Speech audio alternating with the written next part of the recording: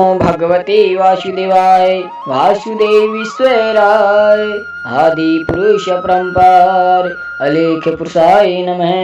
जगत बंधु ज्योति स्वरूप जिये की जान निहार हरियस मांगने आयो दासी प्रभु के द्वार। भक्तों, अब हम श्रीमद् भगवद गीता का तीसरा अध्याय सुनाने जा रहे हैं। कृपया ध्यान देकर के सुनिए। अर्जुन ने पूछा, हे जनार्दन, यदि आपके तप से कर्म से बुद्धि श्रेष्ठ है तो केशव मुझे इस घोर कर्म में क्यों लगाते हो?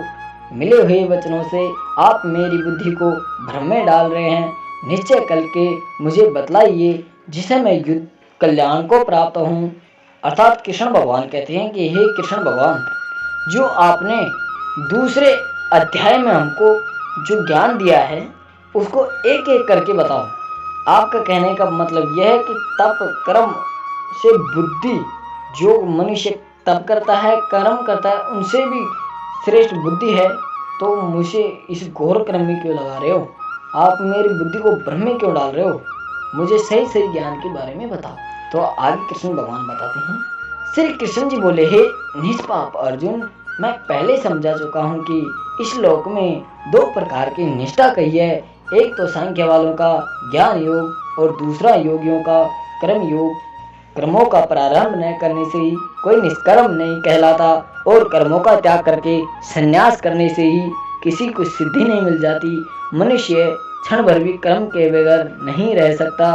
प्रकृति के गुण ही सब मनुष्यों को कुछ न कुछ कर्म करने में लगाते हैं। जो अज्ञानी कर्मेंद्रियों को रोककर आत्मचिंतन के बहाने विषयों की चिंता करता है वह पाखंडी मिथ्याचारी कहलाता है। हे अर्जुन, जो इंद्रियों को मन से दमन कर विषयों में प्रवृत्त न होने देकर उनसे कार्य लेता है वह कर्म योग का अभ्यास कहलाता है और श्रेष्ठ कहलाता है। अपने धर्म के अनुसार नियमित कर्म करो, क्योंकि कर्म न करने से कर्म को करना अच्छा है। बिना कर्म किए तुम्हारे शरीर का निर्वाह नहीं हो सकता। दोस्तों, इसमें इस पंक्ति में श्री कृष्ण भगवान ने कहा है कि निष्ठा दो प्रकार की होती है। एक तो सांख्य वालों का ज्ञान योग, जो सांख्य लोग होते हैं उनका तो ज्ञान योग, और दूसरा योगियों का कर्म योग। योगी तो करते हैं कर्म योग और सांख्य वाले लोग होते हैं वो ज्ञान योग को महत्व देते हैं। ये दोनों ही अच्छे हैं और इन दोनों में एक ही ज्ञान है। ज्ञान योग मिल गया तो कर्म योग मिल गया और कर्म योग मिल गया तो ज्ञान योग मिल गया। आगे सुनिए, कोई मनुष्य कर्म को प्रारंभ करता है तो भी उसे कोई फायदा नहीं और वो कर्म नहीं भी करता है तो भी कोई फायदा नहीं, क्योंकि श्री कृष्ण भगवान ने इसमें कहा है कर्मों का प्रारंभ न करने से कोई निष्कर्म नहीं कहलाता और कर्मों का त्याग करके संन्यास करने से ही किसी को सिद्धि नहीं मिल जाती। अर्थात कि मनुष्य कर्म प्रारंभ करके अपने आप को अच्छा साबित करना चाहे तो भी उसे कोई फायदा नहीं मिलता। केवल और केवल सच्चे दिल से सच्चे भावना से कर्म करो तभी आप लोगों को फायदा मिलेगा। नहीं तो आप सब कर्मों को छोड़कर संन्यास ले लोगे तो भी आप लोगों को मोक्ष नहीं मिलने वाला, क्योंकि मोक्ष सिर्फ और सिर्फ सच्ची भक्ति से ही मिलता है। और मनुष्य थोड़ी देर भी कर्म किए बगैर नहीं रह सकता, क्योंकि जो ईश्वर ने प्रकृति बनाई है उसमें मनुष्य को कुछ न कुछ कर्म तो करना ही पड़ता है। जो मनुष्य अपने कर्म इंद्रियों को रोककर स्वयं की आत्मा की चिंता करने के बहाने विषयों की चिंता करता है वह हमेशा पाखंडी होता है, मिथ्याचारी होता है। यानी कि जो मनुष्य खुद की आत्मा की चिंता करके मोक्ष प्राप्त करने के उद्देश्य से भगवान की भक्ति करता है और वो सिर्फ भगवान की भक्ति की जगह विषयों की चिंता करता है। भाई, आप लोग इस कहने का तात्पर्य नहीं समझे, इसलिए मैं आप लोगों को पूरी डिटेल गंवार भाषा में बताता हूँ। जैसे कि बहुत से महात्मा आप लोगों ने देखे होंगे, वो भगवान के भक्ति का नाम करके सिर्फ और सिर्फ अपने पेट भरने की सोचते हैं और कुछ नहीं। नाम तो हो रहा है कि भक्ति कर रहा है वो महाराज, वो महात्मा भक्ति कर रहा है, लेकिन वो मंदिर में बैठ करके भक्ति नहीं, अपनी पेट पूजा कर रहा है, वो विषयों का ध्यान कर रहा है, वो भक्ति नहीं कर रहा। कृष्ण भगवान इसमें यही कह रहे हैं। वो स्वयं की आत्मा की चिंता नहीं कर रहा कि मेरी आत्मा को पवित्र करके मोक्ष प्राप्त करना है। वो तो सिर्फ और सिर्फ अपनी काम वासनाओं को पूरी करने के लिए भक्ति का ढोंग रचकर किसी एक स्थान पर बैठा है। सुनिए आगे श्री कृष्ण भगवान क्या कहते हैं। और जो मनुष्य अपने इंद्रियों को मन से दमन कर विषयों में परिवर्तन होने देकर उनसे कार्य लेता है, वह कर्मयोग का अभ्यास कहलाता है। यानी कि जो मनुष्य मोह माया के जाल में न पड़कर अपने इंद्रियों को मन से दबा करके, मन से वश में करके विषयों से काम लेता है, विषयों में परिवर्तन होने देकर, विषयों में न जाने देकर उनसे कार्य लेता है, अर्थात कि मनुष्य की जो इंद्रियां है ना, वो हमेशा सिर्फ और सिर्फ विषय चिंतन का कार्य करने लग जाती हैं। इसलिए इन इंद्रियों को अपने वश में करके सिर्फ भगवान का ध्यान लगाना चाहिए। इसमें कृष्ण भगवान का कहने का तात्पर्य यही है और यही कर्मयोग का अभ्यास कहलाता है। अपने धर्म के अनुसार हमेशा कर्म करो, क्योंकि कर्म न करने से कर्म को अच्छा करना है। यानी कि मनुष्य निठल्ला रहे वो गलत है। मनुष्य को कुछ न कुछ कर्म करना चाहिए। बिना कर्म किए तुम्हारे शरीर का निर्वाह नहीं हो सकता। यानी कि बिना कर्म किए तुम्हारे शरीर का कोई इस संसार में अस्तित्व नहीं है, उसका कोई विकास नहीं होता है, उस शरीर का कोई पालन नहीं होता है, उस शरीर की कोई शुद्धिकरण नहीं होती है। हे कुंते, आगे कहते हैं, हे कुंते, यज्ञ के निमित्त किए जाने वाले कर्मों को छोड़कर जितने कर्म है उनके करने से मनुष्य बंधन होता है। यानी कि जो मनुष्य अच्छे कर्मों को छोड़कर और बाद बाकी के बुरे कर्म हैं, बाद बाकी के अच्छे बुरे जो भी कर्म हैं, उनसे मनुष्य को बंधन होता है। भाई कृष्ण भगवान का इसमें कहने का तात्पर्य यही है, बिना फल की इच्छा करा हुआ कर्म वो हमेशा फलदायी होता है, अच्छा होता है।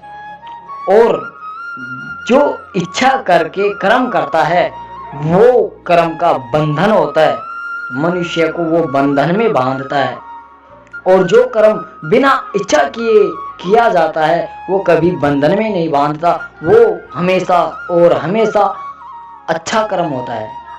आगे कृष्ण भगवान कहते हैं कि अर्जुन, तुम फल की इच्छा को छोड़कर और यज्ञ के लिए जो कर्म किए जाते हैं ना, उन कर्म को करो। सृष्टि की जब शुरुआत हुई थी ना, तब ब्रह्मा जी ने यज्ञ से प्रजा को उत्पन्न करके प्रजा से कहा था कि तुम यज्ञ करके यज्ञ का कर्म करो, जिससे तुम्हारी वृद्धि होगी, यानी बढ़ोतरी होगी, जनसंख्या बढ़ेगी, और यही कर्म तुम्हारे लिए कामधेनु का काम करेंगे। अर्जुन से श्री कृष्ण भगवान कहते हैं कि यही कर्म, यही यज्ञ के कर्म तुम्हारे सारे पापों को धोकर तुमको एक अच्छा जीव बना देंगे। और इस यज्ञ से तुम देवताओं को संतुष्ट करते रहो और देवता भी तुमको संतुष्ट करेंगे। और इस प्रकार तुम बार बार अच्छे कर्म करके, अच्छा कर्म योग करके देवता और तुम कल्याण को प्राप्त होगे।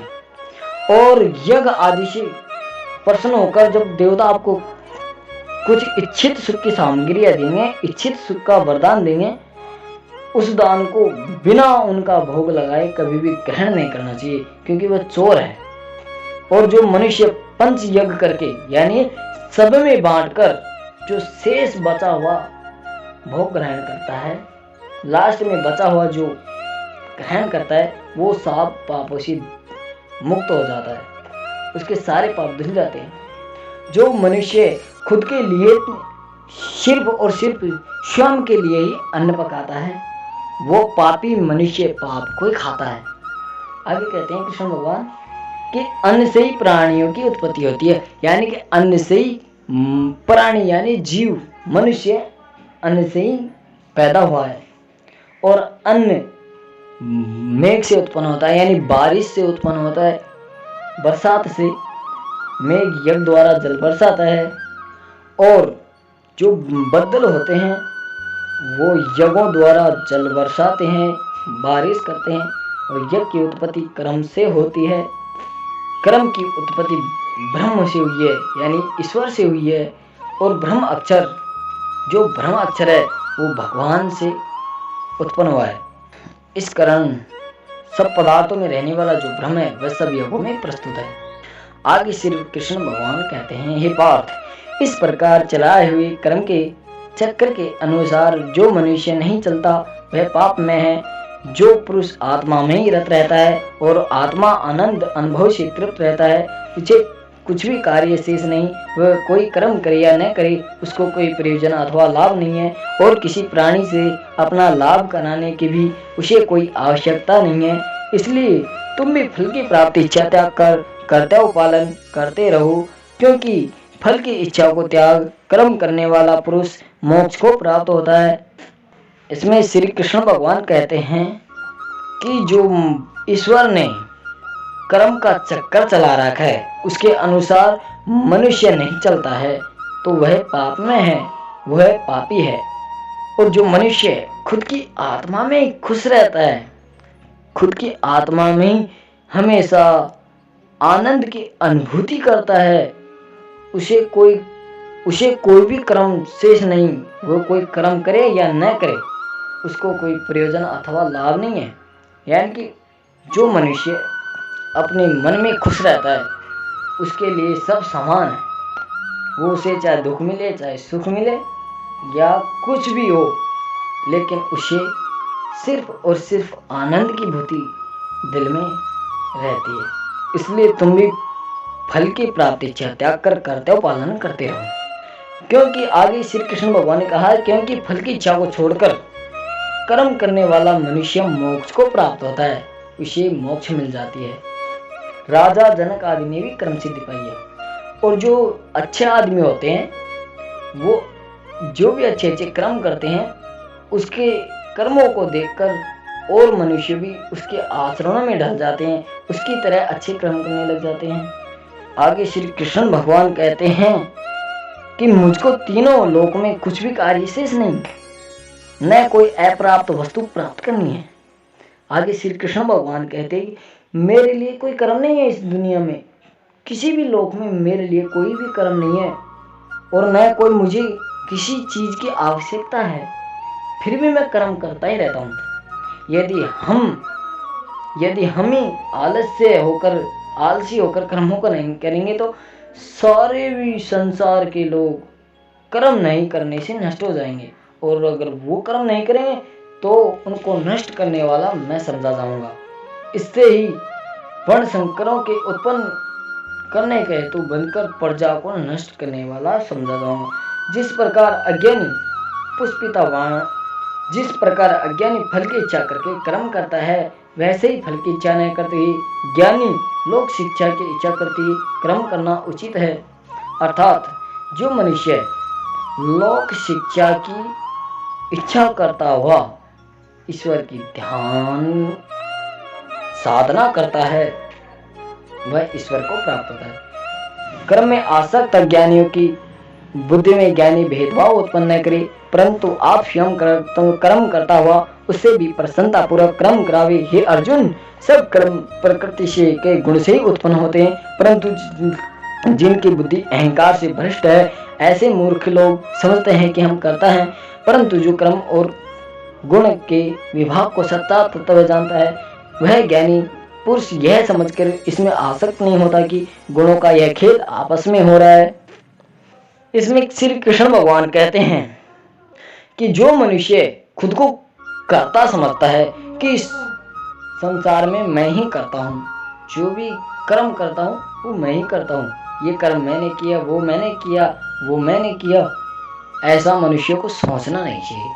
क्योंकि जो भी संसार में घटित होता है वो सब ईश्वर की देन है, वो ईश्वर की विजय से ही होता है, अन्यथा ईश्वर के बिना इस सृष्टि का एक पत्ता भी नहीं हिलता।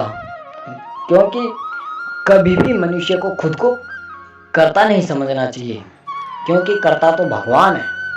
भगवान की इच्छा बिना इस संसार में कुछ नहीं हो सकता। इस सृष्टि में पेड़ का पत्ता भी नहीं हिल सकता भगवान की इच्छा बगैर।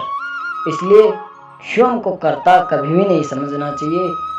आगे श्री कृष्ण भगवान कहते हैं, अधम बुद्धि से सब कर्मों को तुम मुझे अर्पण करके कर्म फल की आशा छोड़कर संग्राम करो। यानी कि आध्यात्म बुद्धि से, अंतरात्मा की बुद्धि से सब कर्मों को तुम मुझ में अर्पण कर दो, मुझे सौंप दो। जितने भी कर्म हैं उनको मुझे सौंप दो कि हे ईश्वर, जो भी मैं कर्म करता हूँ उन सब कर्मों को आप ही संभालिए और फल की इच्छा को छोड़कर तुम संग्राम करने लग जाओ, युद्ध करने लग जाओ। और आगे श्री कृष्ण भगवान कहते हैं कि जो भी मैंने ये आपको बताया है, ऐसा ज्ञान को मनुष्य पाकर और इस ज्ञान के अनुसार कर्म करता है, वह कर्म बंधनों के बंधन से हमेशा के लिए मुक्त हो जाता है।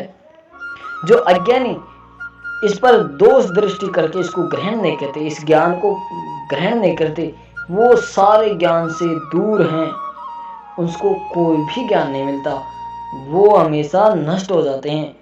और इस बात का भी ध्यान रखना कि अपना कठिन धर्म की दूसरों के सहज धर्म से हितकर होता है। यानी कि जो अपन धर्म कर रहे हैं वो कितना ही कठिन हो, लेकिन वो दूसरों के सीधे साधे धर्म से भी अच्छा धर्म है। आगे श्री कृष्ण भगवान कहते हैं, स्वधर्म में मरना भी कल्याणकारक है, परंतु अन्य धर्म भयानक है। यानी कि जो स्वयं धर्म है, खुद का धर्म है, उस धर्म में मरना भी कल्याणकारक है, क्योंकि क्षत्रिय का यही धर्म है, युद्ध करना। अब आप रणभूमि में आ गए, कृष्ण भगवान अर्जुन को समझा रहे हैं कि आप जब रणभूमि में आ गए तो इस रणभूमि में इस समय तुम्हारा यह कर्तव्य है कि तुम युद्ध करो, और यही तुम्हारा धर्म है। इसके अलावा जितने भी धर्म हैं वो सब लेवल निचली श्रेणी में आ गए हैं। अर्जुन बोले, हे श्री कृष्ण, पुरुष को पाप करने की इच्छा न होती भी उसे कौन बलात् पाप के मार्ग में प्रवृत्त करता है। अर्जुन बोलते हैं कि हे कृष्ण भगवान, मनुष्य को पाप करने की इच्छा नहीं है, फिर भी उसको गलत मार्ग पर गलत पाप करने के लिए कौन उकसाता है, कौन उकसाता है उसे। फिर श्री कृष्ण भगवान कहते हैं, श्री कृष्ण भगवान बोले, हे अर्जुन, रजोगुण से उत्पन्न होने वाला काम और क्रोध मनुष्य को पाप मार्ग में ले जाता है। इसे करके उत्पन्न इच्छा कभी तृप्त नहीं होती। ये महापापी और घोर शत्रु हैं। जैसे धुआं से अग्नि, धूल से दर्पण और झिल्ली से गर्भ का बालक ढका है, उसी प्रकार विषय की इच्छा से आत्म ज्ञान ढका हुआ है। हे कुंती पुत्र, इस शत्रु काम को करके ज्ञानियों का ज्ञान आच्छादित हुआ है। इंद्रिया, मन और बुद्धि इस काम के आश्रय स्थान है। इनके सहारे विषय की इच्छा ज्ञान को आच्छादित करके जीव को मोहित कर लेता है। अतएव तुम सर्वप्रथम इंद्रियों को वश में करके ज्ञान और विज्ञान को नष्ट करने वाले इस पापी काम को जीतो। कहते हैं कि इंद्रियां प्रबल है और इंद्रियों से भी प्रबल मन है। इस प्रकार जो बुद्धि से प्रिय है उस आत्मा को जानकर निश्चतम बुद्धि द्वारा मन को निश्चल करके हे माधव, तुम उस दुर्दैव शत्रु काम को जीत लो। यहाँ पर देखिए कि श्री कृष्ण भगवान कहते हैं कि रजोगुण से उत्पन्न होने वाला काम। इस संसार में ईश्वर ने 3 गुण बना रखे हैं, सत्वगुण, रजोगुण और तमोगुण। सत्वगुण सात्विक, रजोगुण राजसी और तमोगुण तामसी है। तो रजोगुण ज्यादातर राक्षसों में देखा जाता है। राक्षसों में ज्यादातर राक्षस जाति में रजोगुण पाया जाता है। और ये रजोगुण, इसकी वजह से मनुष्य के अंदर में जो काम वासना होती है वो, और क्रोध मनुष्य को हमेशा पाप मार्ग में ले जाता है। अर्थात जो रजोगुण से पैदा होने वाला काम और क्रोध मनुष्य को पाप मार्ग में ले जाता है। इसे करके उत्पन्न इच्छा कभी तृप्त नहीं होती। और इसके अनुसार जो कर्म करता है रजोगुण के अनुसार, उसके अंदर जो इच्छा पैदा होती है वो कभी भी पूरी नहीं होती है। उसकी इच्छाएं आगे से आगे बढ़ती चली जाती हैं। ये महापापी और घोर शत्रु हैं। जैसे धुआं से अग्नि ढकी हुई होती है और धूल से दर्पण ढका हुआ होता है और झिल्ली से, पतली झिल्ली से गर्भ का बालक ढका हुआ रहता है, इसी प्रकार इच्छा से आत्मज्ञान ढका हुआ है। मनुष्य की विषय इच्छा से, काम वासनाओं से आत्मज्ञान ढका हुआ है। आगे कृष्ण भगवान कहते हैं कि जो ये शत्रु काम है उसको करके ज्ञानियों का ज्ञान आच्छादित हुआ है, यानी कि जो ये ज्ञान और विज्ञान को नष्ट करने वाला ये कर्म है ना, उसको, इस शत्रु काम को वश में करके ज्ञानियों का ज्ञान और भी पवित्र हो गया। और इस कर्म का केवल यही तोड़ है, इंद्रिया, मन और बुद्धि इस काम के आश्रय स्थान है। इंद्रिया और मन और बुद्धि तीनों की एक मिलन से, इन तीनों के एक मिलन से ही मनुष्य का आत्मज्ञान बाहर आता है। दोस्तों, इसमें कहने का तात्पर्य यही है कि मनुष्य को अपनी इंद्रियां, मन और बुद्धि, इन तीनों को एकत्रित कर लेना है। इन तीनों को एक जगह कर लेना। एक जगह करने का मतलब यह है कि इन तीनों की एक ही दिशा होनी चाहिए। कृष्ण भगवान कहते हैं कि तुम सबसे पहले इंद्रियों को वश में करो, सबसे पहले इंद्रियों को वश में करो और इस ज्ञान और विज्ञान, इन दोनों को नष्ट करने वाला इस पापी काम को जीतो। लोग कहते हैं कि इंद्रियां बहुत ही शक्तिशाली होती हैं और इंद्रियों भी से भी ज्यादा शक्तिशाली है मन। जो इस प्रकार बुद्धि से दूर है, उस आत्मा को जानकर निश्चयतम बुद्धि द्वारा मन को निश्चल करके माँ तुम उस दुर्धर शत्रु काम को जीत लो। कि कृष्ण भगवान कह रहे हैं कि जो मन और इंद्रियां हैं, इनको स्वयं के वश में करो और वश में करके मेरा ध्यान लगाओ। कृष्ण भगवान का यही कहना है। भाई, कृष्ण भगवान ने तो यह भी कहा है कि मनुष्य को हमेशा कर्म करते रहना चाहिए और फल की इच्छा नहीं करनी चाहिए। मनुष्य को मन और इंद्रियों को वश में करना चाहिए, क्योंकि मन को वश में करना बहुत ही कठिन है, फिर भी इसे वश में कर सकते हो। श्री ओम नमो भगवते वासुदेवाय वासुदेवीश्वराय आदि पुरुष परंपार अलेख पुरुषाय नमः। जगत बंधु ज्योति स्वरूप जिये की जाननहार हरि मांगने आयो दासी प्रभु के द्वार।